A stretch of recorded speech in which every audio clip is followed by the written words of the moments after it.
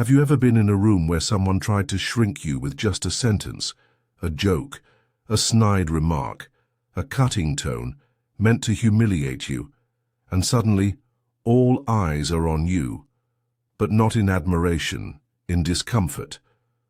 That pause, that internal freeze, it's not because you don't know what to say. It's because your soul is deciding whether to rise or retreat. What do you do when someone disrespects you publicly? Do you retaliate? Stay silent? Walk away? Most of us weren't taught how to command respect. We were taught how to avoid conflict, to laugh it off, to keep the peace. But sometimes, silence becomes a permission slip, and people will keep testing the limits until you redraw them. In this video, we're going to explore 5 powerful psychological insights to help you win quiet dominance in any room, without losing your center. Stay with me until the end, because the final insight isn't just about them. It's about the unconscious pattern that makes you tolerate disrespect in the first place. Let's start with this truth. Disrespect isn't always about hate. Sometimes it's just opportunism. There are people who climb social ladders by stepping on others. They measure their worth by how small they can make you feel.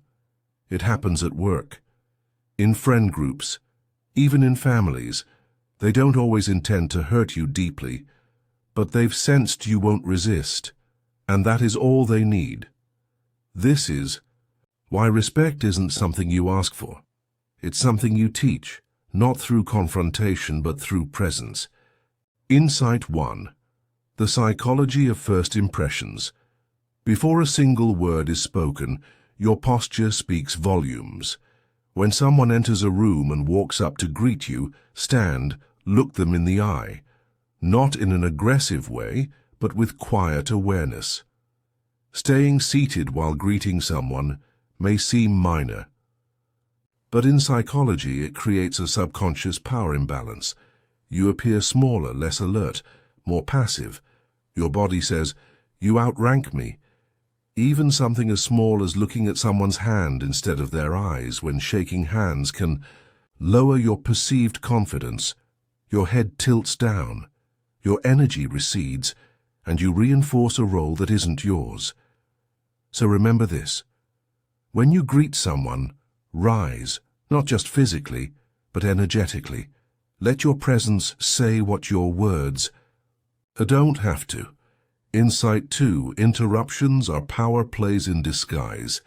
Imagine this. You're sharing a thought, and someone cuts you off mid-sentence. What do most people do? They shrink. They laugh it off, or they let the other person dominate the conversation. But you don't have to.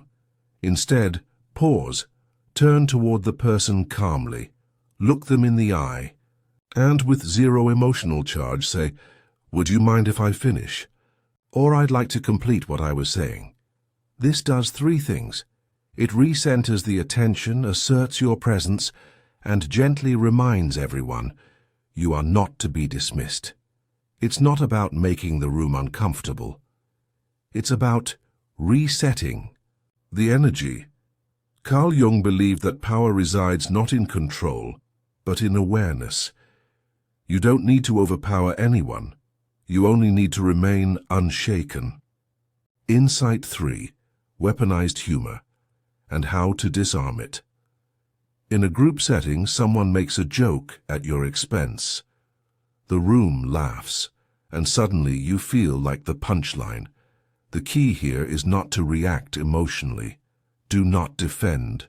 Do not explain. Do not try to one-up them. Instead, lean into psychological mastery. Say, "Sorry, I didn't catch that. Could you repeat it?"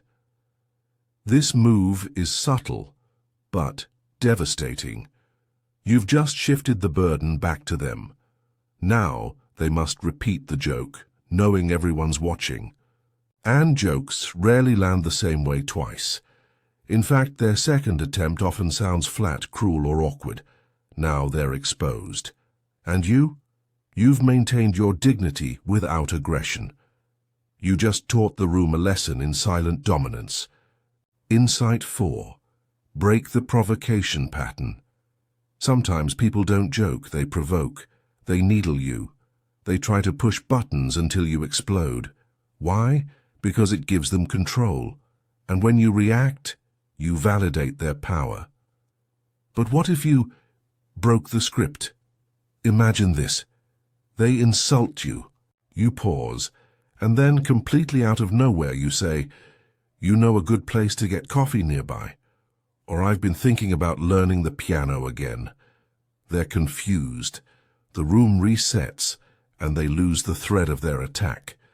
This technique is called pattern interruption. It's used in clinical psychology and hypnosis because it snaps the brain out of automatic behavior. In simple terms, they tried to pull you into their game, and you flipped the board. Insight 5. Walk away like a storm that never raised its voice. This is the hardest one, because it requires you to let go, not of the situation, but of the need to prove yourself.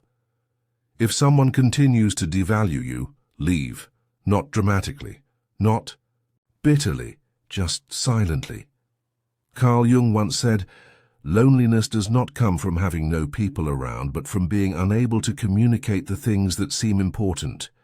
If they cannot meet you at the level of respect you offer, you owe them nothing more. Walking away isn't surrender, it's evolution. You are not meant to exist in spaces where your soul is constantly negotiating for worth. Be an absence. That is felt louder than your presence ever was. So what about you? Have you ever been publicly disrespected? Did you freeze, laugh, fight back, or did you rise in silence? Leave a comment below. Your story could empower someone who feels invisible right now. And if this message found you at the right moment, subscribe to Deep Psyche for more psychological and spiritual awakenings. Until next time, remember this. You don't have to raise your voice to reclaim your power. You only have to remember who you are when they try to make you forget.